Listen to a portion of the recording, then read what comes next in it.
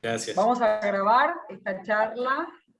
Bienvenidos oficialmente a todos. Con calor, sin calor, desde Brasil, desde Argentina. Estamos acá para escucharlo a Gustavo. Les cuento, más allá que todos conocen que Gustavo es uno de los directores de ABCEP, de la consultora ABCEP, director de ABCEP, desde donde lidera específicamente la estrategia comercial de diferentes verticales, generando valor a empresas e instituciones del ámbito público y privado, tanto en Argentina cuanto en Latinoamérica, con más de 15 años de experiencia en organismos oficiales y empresas locales e internacionales.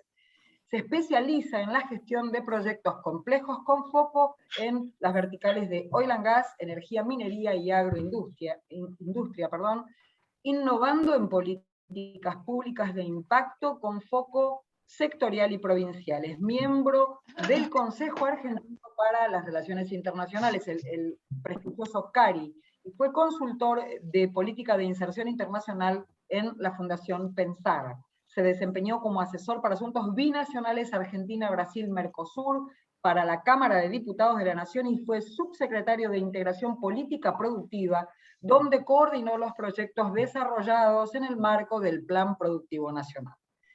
Estudió Gobierno y Relaciones Internacionales y posee una especialización en finanzas y un MBA de la Universidad Torcuato Di Tella, donde también realizó un máster en Relaciones Internacionales. Tiene a su cargo la ejecución y el seguimiento de importantes proyectos de empresas privadas y organismos públicos en Latinoamérica. Desde su rol lidera la gestión de los equipos de profesionales multidisciplinarios que desarrollan dichos proyectos. Bueno, con este Gaby, abrumador... ¿quién te pasó eso? Por Dios. Llevo a hacer todo eso junto, no Bueno, me, no no me sé, dan las horas, ¿no? creo que Pero tus bueno. asistentes te quieren un Voy a montón. tener que hablar un poco porque está un poco larga la cosa, pero bueno. Bueno, Supongamos que hablo bienvenido. portugués, vamos a tomarlo así. Hablo portugués y listo, ya con eso ya está. Ahí está, aparte amigo de la ¿Eh? casa. Bienvenido, Dale. el aire es tuyo, Gustavo, todo para vos, adelante. Estamos todos Bueno, expectantes de tu apreciación. Dale. bueno, buenos días a todos. Ahí voy a hacer una presentación donde la idea un poco es repasar qué estamos viendo nosotros con respecto a la situación actual de Argentina y de Brasil, y un poco repasar también la agenda dentro del Mercosur, que son las expectativas con respecto a la situación no muy larga, para después dejar abierto a la posibilidad de hacer preguntas, idas y vueltas, y estar ahí a disposición hasta las 5, ¿sí? Así que, dicho eso, y dado que tengo además, no sé por qué, la internet acá en la oficina no anda demasiado bien, voy a cortar mi imagen para compartir la presentación y empiezo. Obviamente, me pueden parar y cuando quieran. Gracias.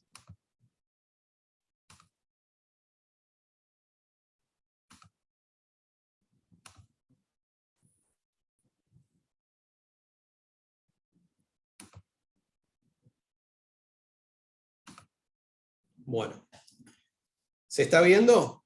Eso nomás quiero... ¿Sí? Good. Ok. Bueno, entonces, como les había planteado, la idea es negociaciones actuales en el Mercosur y perspectivas de la situación de Argentina y Brasil.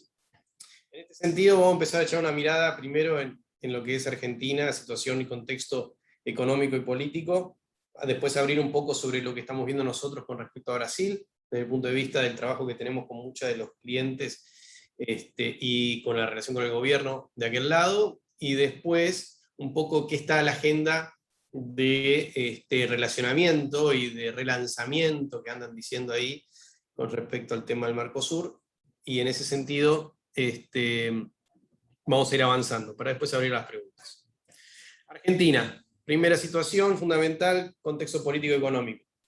¿Qué estamos viendo nosotros? Argentina, como sabemos, hace años que viene inmersa en un proceso de deterioro de factor macroestructural. Eso lo estuvimos viendo ya en los últimos 10 años con el proceso de estancamiento estructural que hace acordar mucho a la década perdida de los años 80, y lo que observamos hoy por hoy es que luego de un proceso de pandemia, y dado por el marco del serrucho de las crisis típicas que tiene Argentina, año electoral, año no electoral, lo que observamos es sí un proceso de recuperación o rebote a partir de este 2021, pensando en un 2022 que ya empieza a ser un poco más flat, y en ese sentido nos aproximamos a finalizar el 2021 con un ingreso per cápita similar al 2006, o 1998, ¿no? O sea, 22 años atrás. Eso también te hace hablar un poco acerca de las dificultades que está teniendo la economía argentina para realmente reposicionarse dentro de un mercado internacional que ha cambiado, dada la baja tasa de inversión, estancamiento en la lógica de productividad y principalmente deterioro social, ¿no? Que hoy por hoy, por la caída del salario real más el tipo de cambio, podemos encontrar realmente a una pobreza estructural que está arriba del 40 puntos, posiblemente 50, dependiendo de cómo uno termine midiéndola. Pero en términos reales es que Argentina, durante el periodo del precio de las commodities, tuvo, como todo el país que vive de exportación y superávit de commodities primarios, un momento de una gran primavera, post-crisis 2001, a diferencia de otros países como fue Brasil, que no vivió un proceso de esas características, y después de ese momento, al momento que empezó el proceso de corrección en términos de las commodities, Argentina un proceso económico con un ciclo o un virtuoso para la economía. Eso es un hecho. Muchas de las economías que son exportadoras de commodities y que tienen una fragilidad estructural con su moneda han vivido situaciones similares. Por ejemplo, Turquía es el ejemplo más clásico, pero donde vos tuviste países por ahí con una moneda más estable, como puede ser el caso brasileño, como hemos visto, posiblemente en ese sentido has tenido, sí, un esquema más flat en los últimos años, por ahí con una caída por situaciones, pero no has dejado de ser un gran tractor de inversión directa extranjera. Cuando miramos el panorama electoral en la Argentina, todos lo vivimos y esto es algo muy interesante. Argentina no sale, no escapa a la lógica de lo que ha llevado adelante la pandemia a nivel global, que es todo aquel que estaba como gobierno o oficialismo ha visto un impacto fuerte sobre la elección electoral. Y en ese caso, cuando nosotros acá analizamos qué es lo que pasó entre Juntos por el Cambio y Todos, o Frente de Todos, o el oficialismo actual, es el resultado de estas elecciones en las PASO, lo cual ha dejado arriba de la mesa una situación inédita con respecto a principalmente la conformación de la Cámara de Senadores. Este es un punto muy importante que nosotros siempre queremos destacar, que es,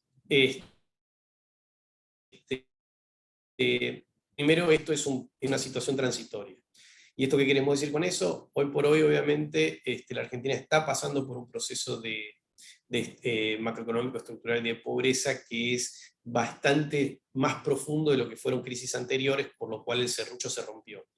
Pero más allá de eso, la lógica del movimiento del sector político dentro de lo que son las cámaras, no creemos que vaya a haber un gran cambio realmente, más allá de que algunos senadores de algunas provincias claves terminen cambiando en la estructura dentro del Senado. La realidad es que lo que puede terminar pasando es que el gobierno tenga alguna dificultad adicional al momento de tener que conseguir quórum, pero y donde la oposición va a tener una posibilidad de freno a algunas situaciones específicas. Sin embargo, eso no vemos un cambio tan fuerte en la estructura de fuerzas que se venía viendo en el gobierno nacional durante esta etapa, de un gobierno muy debilitado, muy deteriorado, muy frágil, con una unidad interna muy compleja. A lo que quiero decir con esto es, lo que nosotros estamos esperando es que después de noviembre, donde posiblemente podamos ver algún escenario similar al que vimos en las PASO, vamos a tener un gobierno con su fragilidad interna nuevamente arriba de la mesa, teniendo que gobernar durante 2 años, y una oposición que, pese a estar un poco más fortalecida, tampoco va a tener que navegar en un proceso de, no cogobierno, pero sí de corresponsabilidad de las decisiones, al menos en los próximos 2 años. Y esa corresponsabilidad de decisiones también va a estar atada a la definición de cómo se va manteniendo el gobierno, porque al fin y al cabo van a haber correcciones macroeconómicas post-elecciones, y eso va a tener un impacto principalmente durante las vacaciones, ¿no? Que es lo que estamos esperando de corto. Dicho esto, Dentro de esta lógica de lo que vimos en términos electorales, de repente las elecciones primarias despertaron al oficialismo, que pensó que con la vacuna y la vacunación masiva iba a llegar a poder seguir teniendo los umbrales mínimos que siempre el peronismo tuvo. Eso no pasó, generó una serie de decisiones para activar el gobierno de otra manera, a partir de una lógica estructural de coalición con los gobernadores, un debilitamiento del presidencialismo, y una definición que aún no queda claro de dónde queda la vicepresidenta y la cámpora dentro de la nueva estructura, pensando post-noviembre. Dicho eso, todo este proceso lo único que hizo fue aumentar la incertidumbre de corto plazo. ¿Y qué significa eso? El gobierno llevó adelante este discurso de la platita en el bolsillo, que en términos reales no tiene peso específico dentro del déficit estructural del presupuesto. Acá nosotros vimos el plan plata en el bolsillo, 86.2 millones, 0.2 del PBI, no es mucho. Y por otro lado también la estructura burocrática argentina no tiene capacidad de poder en tan poco tiempo hacer llegar tantos recursos, aunque quisieran hacerlo. Con lo cual, todo esas decisiones y ese discurso lo único que hizo fue trabajar sobre las expectativas, más que sobre lo que realmente está pasando. O sea, hoy vivimos con un gobierno o con un oficialismo que ya no piensa en las elecciones de noviembre en términos reales, piensa en el post-noviembre, toma decisiones y grandes anuncios, pero no lo ves reflejado en términos del movimiento del gasto público de corto, no porque no lo quisieran, sino porque es difícil. O sea, el gasto público y la consistencia de poder poner eso a funcionar tiene sus dificultades y complejidades. Con lo cual, lo único que tuviste fue un impacto sobre la incertidumbre, y eso te termina trabajando sobre el dólar y sobre las expectativas inflacionarias. ¿Sí? Ese aumento de mediano plazo lo que te termina dando es dificultades de consistencia, coordinación y credibilidad de un gobierno que ya venía golpeado, y ahí lo que te encontrás es básicamente con el gran problema central que tiene hoy por hoy el oficialismo, que no es hacer una buena elección en noviembre. Digo, vos me ha pasado hablando con gente del oficialismo, podemos citar lo que pasó en el 2009 y el 2011. El peronismo tiene capacidad de regeneración, tiene capacidad de transformarse nuevamente en una fuerza competitiva, tomando algunas otras decisiones, y ya pensando que los próximos 2 años, si Dios quiere, ya la agenda pandemia queda fuera, con lo cual eso puede apalancar una estrategia de recomposición de parte del electorado. Pero sí, el gran punto, que es lo que termina viendo la oposición arriba de la mesa, es que hoy al oficialismo le cuesta mucho poder decir que hay una coordinación o una uniformidad con respecto a la toma de decisiones. Hay una fragmentación muy fuerte del sistema de decisiones políticas adentro del gobierno, gracias principalmente al loteo que se hizo a partir de la coalición que ganó en 2019 de muchos de los cargos, y principalmente la dificultad de comunicación entre las alas más extremas con los gobernadores peronistas. En ese sentido es que nosotros vemos que hay una fragilidad estructural al momento de construir una estrategia viable de corto plazo para poder estabilizar la macro. Dicho eso, entonces, en el post-N14, ¿no? ¿Qué es lo que podría venir? Nosotros siempre hacemos análisis de escenarios en base a consultas con actores claves en las tomas de decisiones, tanto económicos como políticos, y principalmente en base a algún entendimiento que tenemos dentro de lo que son la mesa chica de toma de decisiones de parte del gobierno nacional. En ese sentido, nosotros creemos que hay una probabilidad grande de que vos tengas una lógica de mayor moderación al final, con por ahí algún esfuerzo adicional en términos de radicalización o radicalización hacia la moderación como el punto más importante. ¿Qué queremos decir con eso? O sea, lo que nosotros llamamos el escenario base, el mix A, que es ese mix radicalización más moderación, es posiblemente lo que podamos estar viendo de cara a lo que es el 2022. Y ahí es ciertas correcciones, buscar aguantar con una política de intervención con respecto al Banco Central y el tema del COMEX y la balanza de pago para el tema de la economía argentina, pero con un escenario de deterioro y dificultades adicionales en términos inflacionarios, ¿sí? ¿Qué plantea este escenario? Posiblemente una lógica discursiva que puede ser un poco más fuerte, pero que en la práctica no demuestra lo que en términos discursivos termina haciendo por las propias imposibilidades que tiene la macroeconomía argentina y la estructura presupuestaria nacional. Dicho eso, eso puede ser el gran escenario que podamos vivir el año que viene y que puede plantear, ¿sí?, nuevamente un proceso de seguir con las negociaciones con el FMI sin terminar de cerrarla, tener un poco más de cintura con respecto a la posibilidad de la utilización de los dólares y el presupuesto, y intentar de parte del gobierno, ya pasadas las elecciones, habiendo podido llegar, si Dios quiere, a la cosecha, tener un poco de freno, pero un poco de disminución dentro de la inercia inflacionaria para el segundo trimestre, y a partir de ahí buscar nuevamente tomar la escena para intentar construir consensos y pensar en el 2023 en términos de elección.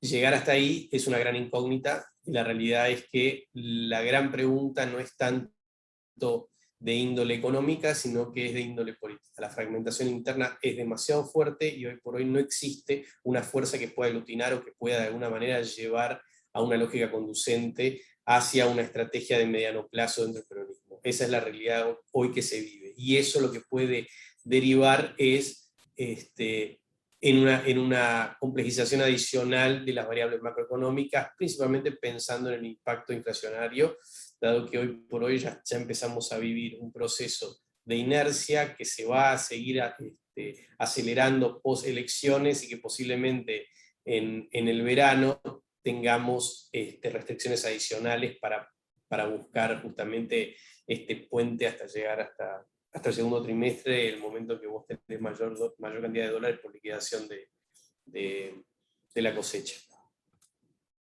Dicho eso, ¿qué estamos viendo con el escenario base, que es el escenario que le habíamos puesto arriba de la mesa?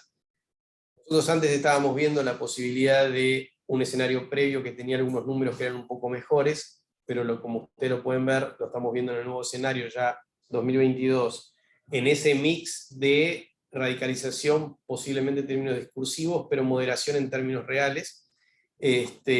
Podemos ver un PBI que el año que viene va a estar en un escenario de crecimiento menor, vamos a tener una inflación que va a estar un poco más alta, posiblemente ya más cercana a los 50, un movimiento del tipo de cambio que va a ser ascendente, lo cual podría tener un impacto circunstancial sobre la brecha durante determinados periodos, principalmente asociados al momento de mayor movimiento de exportaciones, pero que vamos a tener nuevamente presiones para fin del año que viene en la misma situación, porque a la larga el pass-through de una devaluación contenida va a ser rápido dada la inercia inflacionaria.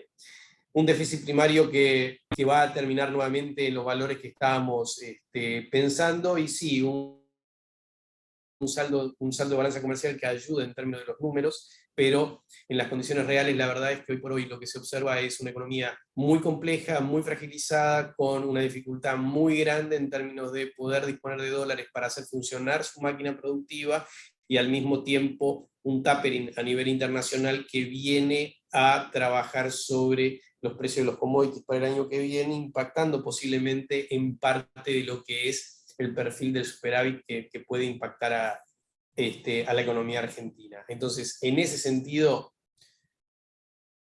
uno ve este escenario y muchos de ustedes con mayor edad recuerdan la década del 80, la verdad es que lo que estamos observando es un proceso de deterioro paulatino con un esquema de inercia inflacionaria cada vez más grande y un esquema de reglas cambiarias cada vez son más complejas, más difíciles y que no terminan nunca pegando en el núcleo de la situación macroeconómica, y eso genera hacia adentro de la propia coalición de gobierno dificultades adicionales para buscar consensos, y con una oposición que es incapaz de poder ya transformarse en una lógica de liderazgo pensando hacia el año que viene, sino que vamos a tener que esperar un año más al menos para que empiecen a surgir al menos expectativas positivas relacionadas a la posibilidad teórica de que vos puedas tener un cambio de bandera dentro de la Casa Rosada. Así que nos queda esta situación. Y todo esto atado a un riesgo muy importante, que es cómo va a impactar el salto evaluatorio que deberá ocurrir dentro de lo que es la aceleración inflacionaria y la recesión, dado que eso va a terminar pasando en los próximos meses. La pregunta es de qué manera, con qué impacto, y eso va a terminar marcando principalmente la agenda del segundo semestre del año que viene de cara a las próximas elecciones. Dicho esto, lo que yo quería poner acá arriba de la mesa era un poco el escenario de Argentina, y principalmente lo que nosotros estamos viendo en términos de los próximos 2 años. O sea, es algo que no se había visto hacía mucho tiempo. Sí se vio con gobiernos radicales, pero no con gobiernos peronistas, la posibilidad de que vos tengas un proceso de deterioro tan fuerte en términos de las variables políticas y económicas que terminen poniendo a la mesa una dificultad en términos de colocar en los liderazgos en duda, y esos liderazgos hoy no están en condiciones ni de ser coordinados por la mesa de los gobernadores. Entonces, en ese sentido, hoy tenés un problema muy, muy grave hacia adentro de la toma de decisión, con un nivel de inercia deflacionaria que no se veía hacía décadas en Argentina, y con un proceso económico a nivel global que, si se confirma el proceso como se viene dando, posiblemente vas a tener un impacto sobre los precios de los commodities. Yendo a la situación y contexto político y económico de Brasil, que es el otro gran socio y nuestro gran socio económico, nosotros hacemos el seguimiento también fuerte en términos de Brasil. ¿Por qué? Porque tenemos varias empresas que operan en Argentina, que operan en Brasil, que son clientes. Tenemos instituciones en el gobierno brasileño, sea instituciones semipúblicas que pertenecen a Cámara, CNI, etc., o mismo la relación con muchos actores del gobierno provincial, de gobierno nacional en Brasil, nos hacen hacer el seguimiento de lo que está pasando a nivel de Brasil. Principalmente también porque hoy lo que se observa en muchos de los mercados regulados, algo que, como recién decía Gabriela, con respecto a lo que yo llevo adelante, que es justamente mercados regulados, esto es energía, minería, sector farmacéutico, sector medicina y sector y después los no regulados, como puede ser el agro, vos ves una decisión de parte de muchos de del empresariado argentino en términos de poder ver a Brasil como una oportunidad para entrar, dado tamaño de mercado y una posibilidad en términos de salto, ¿sí? Con un marco de agenda de reformas que está ocurriendo en Brasil. Siempre lo pongo de ejemplo, y ha salido en los medios también, el caso del desarrollo del mercado de gas en Brasil es uno de los grandes ejemplos, o la propia reforma dentro del mercado eléctrico, que podría estar pasando a partir del año que viene o fines de este año, por lo menos en una parte. Eso termina generando interés muy grande en términos de los inversores y también de capitales nacionales. Dicho eso, hay que entender el contexto y entender qué es lo que está pasando con el gobierno de Bolsonaro y hacia dónde está yendo, ¿sí? Y también intentar un poco filtrar las visiones de cómo funciona la política o la economía brasileña a partir de nuestro conocimiento o nuestras vivencias de la política y la economía argentina, que es uno de los grandes errores que siempre nosotros intentamos trabajar con las personas que intentan analizar lo que pasa en Brasil. Digo, porque Brasil, país continental, tiene su lógica política, su lógica económica, y tiene que ser analizada desde ese lado. Dicho esto, lo que nosotros vemos hoy por hoy es un Brasil que tuvo un proceso de recuperación más rápido de la salida de la pandemia, obviamente con una persistente incertidumbre política, o sea, un gobierno de Bolsonaro que ha visto durante los últimos meses, desde inicio de año básicamente, un deterioro en la imagen de él, en la imagen del gobierno también, una decisión de parte del gobierno de buscar romper el techo del gasto que trajo Temer con la enmienda constitucional para aumentar ese Bolsa Familia o Plan Brasil, como se llame. Y en ese esquema, un punto muy importante, que es el gobierno brasileño, con un liderazgo reformista, como lo tenía con Pablo Guedes, y una lógica inicial que tenía el gobierno de Bolsonaro, tenía una agenda pro mercado que era muy interesante. Y fuimos viendo en los últimos años cómo, sea por la pandemia, sea antes mismo de la pandemia, o sea ya acá en el proceso posterior a la recuperación de la pandemia, vimos cómo la situación económica y la situación política dentro del gobierno Bolsonaro empezaron a tener varias dificultades. Renuncia de funcionarios, críticas, una pelea muy fuerte con la oposición, extremismo dentro de lo que es la política brasileña, algo que no es normal, porque Brasil siempre ha tenido una lógica de centro mucho más fuerte, y eso acompañado de un proceso de caída del PBI para después una recuperación rápida con un proceso inflacionario que empieza a tocar la puerta, que puede llegar a los 2 dígitos, si es que el reacomodo de la tasa no termina teniendo el efecto tan rápido como espera el Banco Central, termina poniendo un signo de interrogación con respecto a un Brasil que está entrando en un proceso de gobierno, de elecciones, quiero decir, el año que viene, y un presidente que hoy, ya luego de haber frenado 2 veces las posibilidades de impeachment, una cuando lo hemos visto en el pasado, cuando le renunció el ministro de Justicia, el ministro de Salud, con su acuerdo con el Centrão, y esta última vez en el 7 de septiembre con la intervención del expresidente Temer, con esa famosa carta y el pedido de disculpa a Alexandre de Moraes, lo que observamos es un gobierno que perdió la iniciativa en términos de la agenda de reformas, y un gobierno que va a tener que atenerse a una situación de una economía que hoy ya está flat y que el año que viene ya pone perspectivas de crecimiento muy bajas al estilo brasileño de toda la vida, con una tasa Selic y una tasa ya positiva frente a aquella gran baja de tasa que pudimos ver en Brasil, llegando a una elección el año que viene que posiblemente lo lleve a Bolsonaro a una segunda vuelta, pero que le sea adversa en esa elección de segunda vuelta, ¿no? Dicho eso, los principales indicadores de la economía en Brasil hoy terminan trayendo muchos signos de preguntas, ¿sí? Por un lado, la desaceleración de la economía, después de haber visto trimestres muy fuertes, más allá de que el PBI va a terminar con un crecimiento muy importante, la aceleración de la inflación, que era algo esperable, dado la demora en términos del movimiento de la tasa frente al movimiento expansivo de la actividad económica a partir de fines del año pasado, un real con mucha volatilidad, atado obviamente a un mercado internacional que está viviendo esa situación, que todavía está esperando qué va a ocurrir con el tapering, y un frente fiscal interno que siembra dudas, no por los números que vemos hoy en términos del déficit, sino por tomar una decisión de romper con una regla que había sido acordado por todos. Y eso entonces te habla de la dinámica futuro y no tanto de los problemas del presente. ¿Qué es lo que nosotros entonces estamos viendo?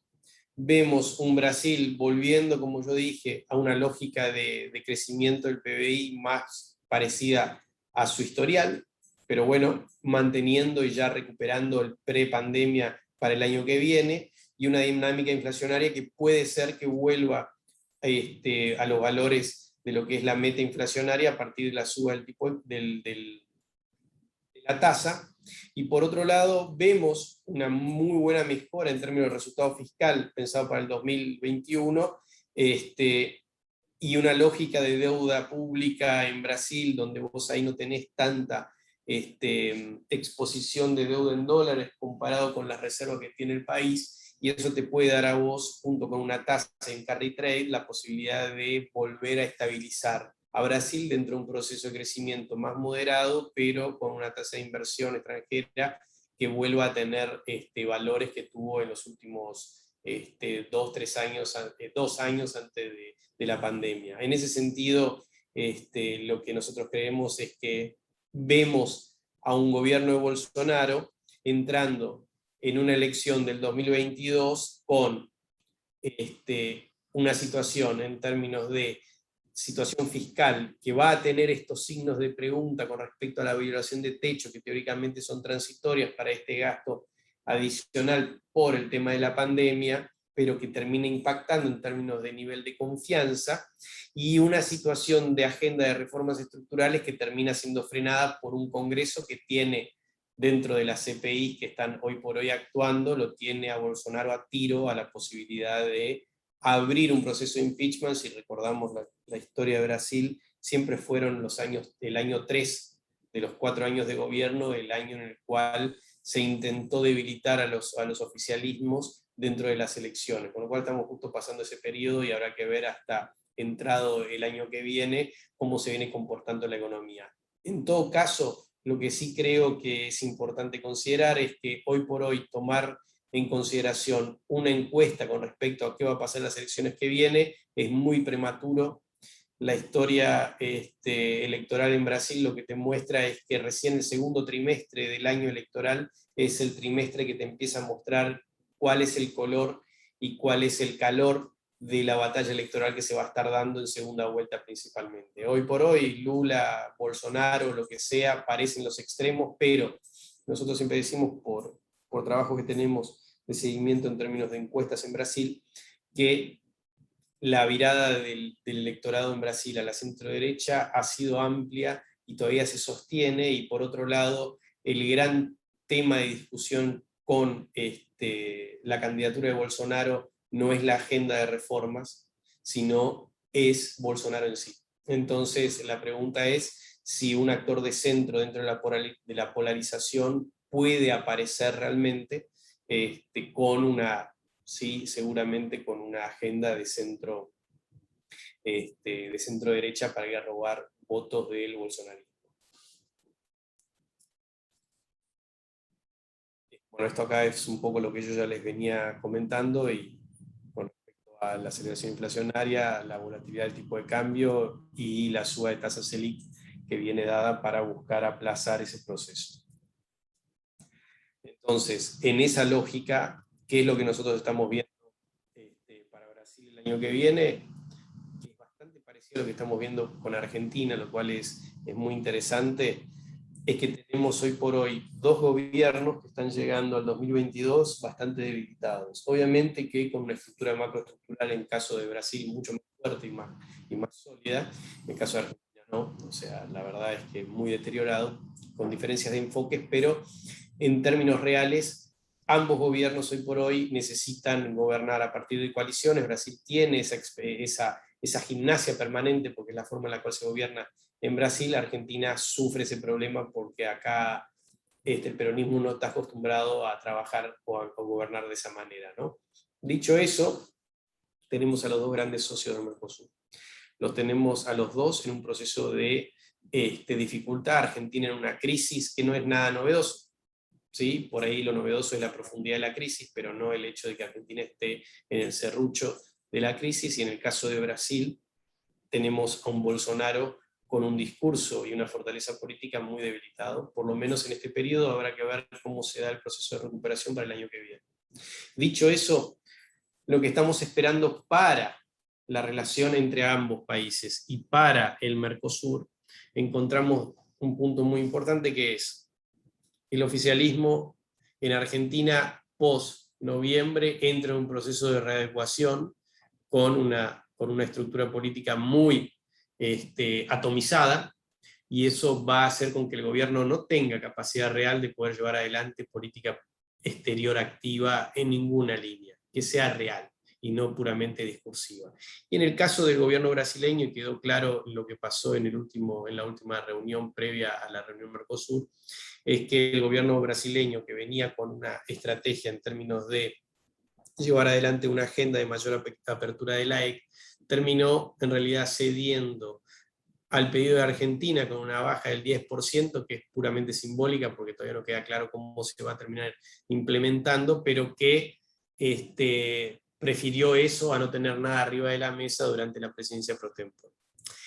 En ese sentido, nosotros lo que encontramos es pocos avances con respecto a la lógica de los sectores protegidos dentro de la AEC, ¿sí? Por otro lado, las negociaciones comerciales en términos de Unión Europea-Mercosur o Mercosur con otros países o otros bloques está paralizado, y la incertidumbre política hacia adentro hace también que los actores del exterior terminen mirando la situación de la región con un compás de espera.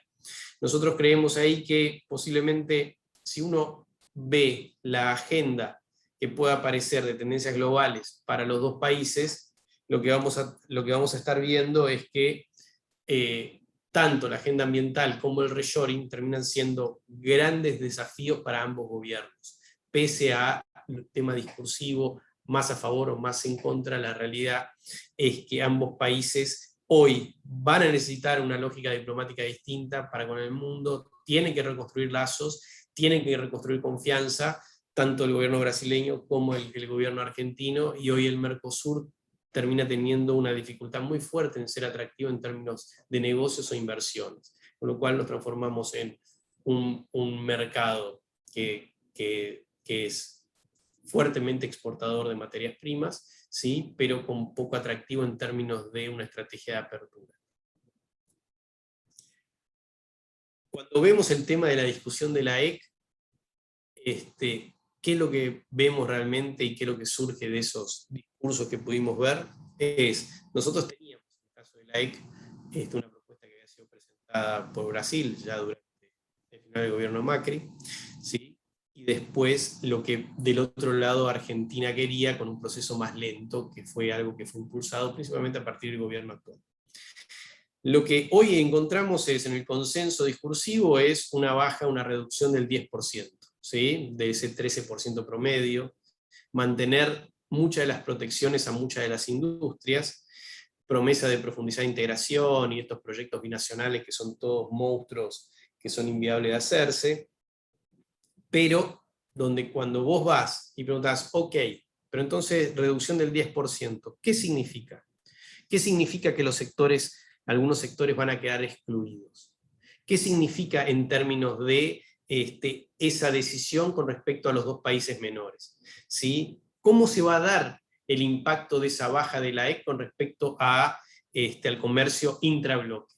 ¿Cómo van a ser las lógicas que se van a intentar aplicar posiblemente a partir del año que viene, si es verdad que esto va a tener algún tipo de implementación interna, lo cual queda bastante difícil de creer, dada la inconsistencia en términos de capacidad de gobierno, de capacidad del poder que tiene cada uno de los oficialismos hacia adentro.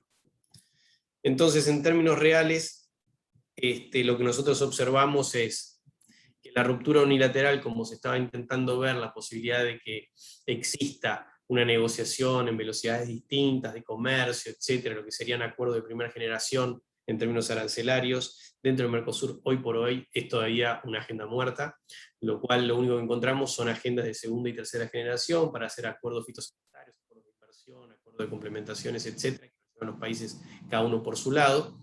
Pero en términos reales sobre la lógica arancelaria, eso la verdad es más discursivo que real. Dicho eso, sí lo que nosotros creemos es que hoy te encontrás así con una EC que está agujereada por varios lados, pero en todo caso, cada uno de los gobiernos intenta vender esta situación de la EC como una ganancia propia. Bolsonaro, porque de alguna manera dice, yo estoy a favor de una agenda de mayor apertura y vamos a ir a esta baja, que todavía no queda claro cómo es, y el gobierno argentino dice, sí, nosotros queremos integrarnos con el mundo, pero en realidad queremos proteger a los más débiles. En esa lógica, la realidad es que no queda claro cómo proteges y de qué manera eso impacta al comercio principalmente industrial intra-Mercosur, que es muy importante para los dos países. En ese sentido, lo que te está mostrando es que la agenda política económica del Mercosur termina siendo un blef en el corto plazo, y que en el año 2022 va a seguir siendo, porque tenés dos gobiernos principales que no tienen capacidad política interna.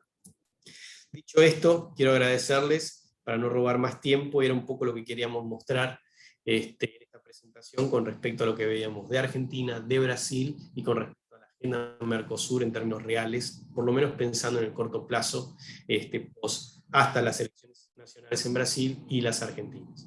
Gracias. Gracias, Gus. Bueno, yo calculo que con semejante exposición y cantidad de datos van a haber muchas preguntas. Yo por lo pronto tengo unas cuantas para hacerte, pero vamos a disfrutarte un poco más y vamos a, como somos realmente ejecutivos invitados exclusivamente a esta charla, vamos a dejar abiertos los micrófonos y la libertad de que te pregunten un ratito. Por supuesto, la pregunta del millón la voy a hacer yo al final, como San Pedro, que tengo la llave del reino de los cielos, y seguramente vamos a intentar cerrar con algún mensaje positivo. Más allá de que lo estamos poniendo en el chat, me gustaría de los amigos y los ejecutivos que hay presentes, si tienen una pregunta para Gustavo, que puedan abrir sus micrófonos libremente y hacérsela. ¿Alguien? Yo no estoy viendo que levanten la mano, pero avísenme, simplemente hablan el micrófono, no hay ningún problema. Yo tengo una pregunta para Gustavo. Hola Gustavo, buenas tardes. Felicitaciones por la charla, buenísima. Hola Claudio. Me parece que tu interpretación de lo que pasa en Brasil es bastante correcta. Yo vi que alguna cosa capaz que falle en tu predicción, porque ustedes tenían ahí como escenario acá en Brasil que la tasa Selic a fin de año iba a estar a 8,7. Sim, vai estar um pouco mais alta, vai estar mais alta. Isso é uma realidade. Mas isso aí é uma discussão interna com os economistas daqui. Mas vai estar mais alta, com certeza. Dois dígitos, com certeza. Y ahí te pregunto, y pegaste muy bien la situación también que Bolsonaro y Alberto no tienen el Mercosur como un tema muy importante en su agenda, y yo soy un escéptico con el suceso del Mercosur mientras nosotros tengamos situaciones tan distintas en Brasil y Argentina en lo que respecta a política. Hoy lo que se ve de Mercosur es que es una facilidad para el comercio bilateral que pienso que podría ser alcanzada fuera del Mercosur también. Y Uruguay y Paraguay están ahí, cada uno poniendo un poquito de un leak en el dique del Mercosur, y claro, capaz que en una de esas ahí eso venga a perjudicar. ¿Vos pensás que así, a persistir la situación de diferencia política tan extremada como hay hoy entre Brasil y Argentina, que el acuerdo corre algún riesgo de ser terminado o no? No, yo no creo que, sinceramente, a ver, yo creo que lo que vos tenés es una agenda del Mercosur que está estancada hace 20 años. That's it. O sea, el acuerdo Unión Europea-Mercosur en realidad salió por un esfuerzo muy grande que hicieron los gobiernos, ¿sí? Y que terminó siendo un one shot que nunca termina de transformarse en algo. El Mercosur sufre de la complejidad de la matriz productiva que tienen los dos principales países, tanto Brasil como Argentina, dos de las economías más cerradas del planeta Tierra. Y eso va a seguir ocurriendo básicamente porque lo que hemos visto en los últimos 20 años es que las dos economías se han transformado en grandes exportadores de commodities, sea mineral de hierro, sea petróleo, gas o productos agrícolas. Cuando vos ves la dinámica de inversión en Brasil, los sectores atados a los commodities son los grandes receptores del proceso de inversión fuerte, y eso pasa a todos los gobiernos, puede ser de izquierda, derecha, marciano, lo que caiga. Y en Argentina es lo mismo. Con lo cual, ese cambio de la estructura a un mundo que no concibe la posibilidad de un reshoring de la cadena productivas a partir de los costos medios de producción que tenemos nosotros hacia adentro en términos industriales, es una realidad estructural. Vos podés ser voluntarista y decir que quiero hacer esto, quiero hacer lo otro. Los números te muestran otra cosa.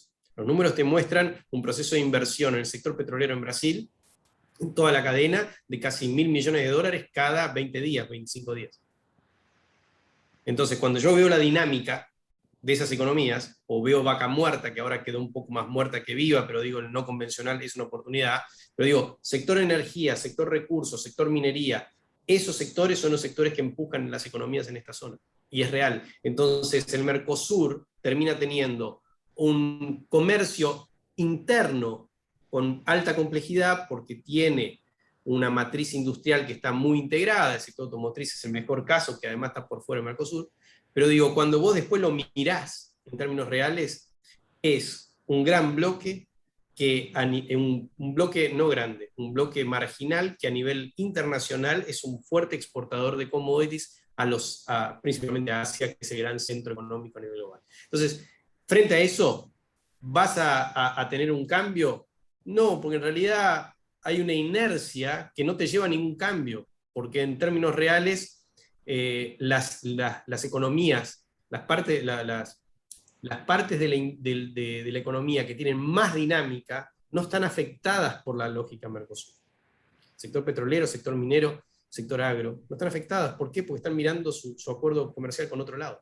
No están mirando hacia adentro interno ni en lógica de una agenda de protección. Entonces, la verdad es que el Mercosur termina perdiendo relevancia hacia adentro de la estructura económica de los países. Y ahí el punto más importante es, ok, pero ojo, yo miro la cadena en términos de la movilidad y uno dice, no, bueno, sí, es real, pero la electromovilidad y el proceso de transición te ponen un gran signo de pregunta con respecto a cuánto tiempo más tiene eso, en términos de un factor estructurante que para cuando se creó el Mercosur y se hicieron los acuerdos previos allá por fines de los 80 y inicio de los 90, era otra cosa. Y hoy es esto lo que estamos viviendo. Muy bien. No se cae, es irrelevante. No se cae porque es irrelevante. Por eso no se cae. Te pido un favor. Decirle a Santiago Manukyan que le mando un gran abrazo. Ah, dale. le digo. Bueno, viste, sirve, Gus, también sirve para unir, sos como un Franco Bañato en este momento de gente que busca gente. Bueno, estamos abiertos para poder seguirle preguntando a Gustavo porque tenemos todavía 10 minutos más, y digo, como tiempo límite, así que aprovechando que hay varios CEOs, directores, presidentes de empresa acá, tienen abiertos los micrófonos para poder preguntarle, más allá de la claridad de la exposición, lo que deseen. Están todos muy callados, Gus, no digas nada. Bueno, no sé, yo no estoy viendo manos levantadas, insisto con lo mismo, pero miro las pantallas por las dudas de quienes están con pantalla abierta, pero si nosotros estamos así como pendientes. Acá hay alguien que se está despidiendo, pues se tiene que ir. Gracias, Patricia, de FECOBA, de la Federación de Comercio, Industria, Servicios y Turismo de Buenos Aires. Yo también voy a aprovechar un saludo para Fabián Castillo, para el presidente de FECOBA. Bueno, Gus, yo creo que realmente es de una claridad letal, diría yo en este caso. Yo pensaba en Mercosur y no nos podemos olvidar de Paraguay y Uruguay, y se me ocurre antes de la pregunta del millón, que es la pregunta del final, preguntarte, en dos países tan distintos entre sí, como Paraguay y Uruguay, y a la vez tan distintos de Argentina y de Brasil, realidades económicas que a simple vista, por lo menos sin entrar en detalle, están siendo, entre comillas, mejores o por lo menos más pacíficas que las nuestras. ¿Qué están haciendo tan bien? ¿Qué está haciendo tan bien Paraguay y Uruguay para que estén mejor aspectados que nosotros? A ver, en realidad no es que hacen cosas mejores, bueno, que Argentina sí, pero no es que hacen cosas mejores o peores. En realidad es que vos tenés hoy, a partir de la estrategia de la Fed y del gobierno norteamericano de inundarnos de dólares, nosotros estamos importando inflación a nivel global. Es un hecho, le pasa a todos los países. Eso es así. Todos los mercados emergentes están con un problema inflacionario, no hay nadie que no esté. Obviamente, una cosa es una inercia que tiene Argentina con una dificultad macroestructural que ya viene de años, es como cuando la agarra Turquía de costado. Y otra cosa es que seas Uruguay, o que seas Paraguay, o que seas Brasil, y que tenga los números un poco más ordenados. Pero estamos todos importando inflación, estamos todos también importando inflación en los precios de los commodities a nivel global. O sea, ahí vos tenés un problema en términos de esta lógica de tasa y esta lógica del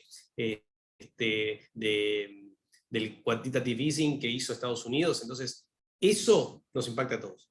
Y eso es imposible de frenar. Claro que depende de cómo vos estás parado, cómo te pega. Ahora, ¿qué es lo más interesante que yo creo se observa tanto en Paraguay como en Uruguay? Primero, son dos economías que también tienen la misma lógica. Son grandes exportadores de commodities, ¿sí? Y un desarrollo de servicio interno con poca industria. El fenómeno que por ahí se observa un poco más en Paraguay es la posibilidad del desarrollo de la maquila relacionado al mercado interno brasileño, lo cual se está viendo cada vez con más fuerza. Nosotros mismos trabajamos con el gobierno paraguayo y vemos cómo el propio gobierno paraguayo quiere que eso ocurra y que se desarrolle más. Y en el caso de Uruguay, lo que vos tenés es un país que tiene los valores en orden, o sea, en términos macroestructurales, pero con una gran dificultad de poder tener una curva de cambio y crecimiento en términos de la economía de los últimos 20 años, 30 años. O sea, es algo estable, pero que no logra nunca tener una curva que pueda empezar a darle otra perspectiva, principalmente al mercado laboral. Entonces, en ese sentido, lo que sí observamos es que hay dos agendas totalmente distintas. Una es los dos países chicos y después los dos países centrales dentro del Mercosur, que siempre termina ocurriendo el arrastre, ¿no? Siempre hay que recordar la CMC32 y la situación de Brasil, de Uruguay, cuando quiso abrir la posibilidad de negociación, y cómo los dos países principales, allá en el inicio del 2000, le terminaron cortando las alas. La realidad es que es inviable, en términos de unión aduanera, por AEC, que existan acuerdos arancelarios con velocidades distintas a nivel internacional. Es inviable porque vos lo que rompes es el principio fundamental de la apertura comercial intra-Mercosur, ¿sí? Por eso lo que nosotros siempre decimos es, posiblemente los aranceles vayan a seguir cayendo, pero hoy el factor más importante en términos de comercio no termina estando en la lógica arancelaria, ¿sí? Sino en los acuerdos de segunda y tercera generación, a los cuales ningún país del Mercosur en realidad está atado a nada. Digo, hoy Brasil, Argentina pueden ir a hacer un acuerdo fitosanitario, pueden ir a hacer un acuerdo de inversiones, pueden hacer un acuerdo de copyright, pueden hacer un acuerdo de 1400 cosas, y no tienen que atarse prácticamente a nada en términos de Mercosur. ¿Por qué? Porque seguimos siendo solo una unión aduanera, y eso es lo que demuestra la falta de relevancia que tiene en términos del bloque, en términos de la política, principalmente de inserción internacional, ¿sí? Entonces, en ese sentido, las agendas de los dos países menores, hoy por hoy, ellos terminan teniendo bastante agenda y bastante cintura para poder llevar adelante políticas activas, ¿sí?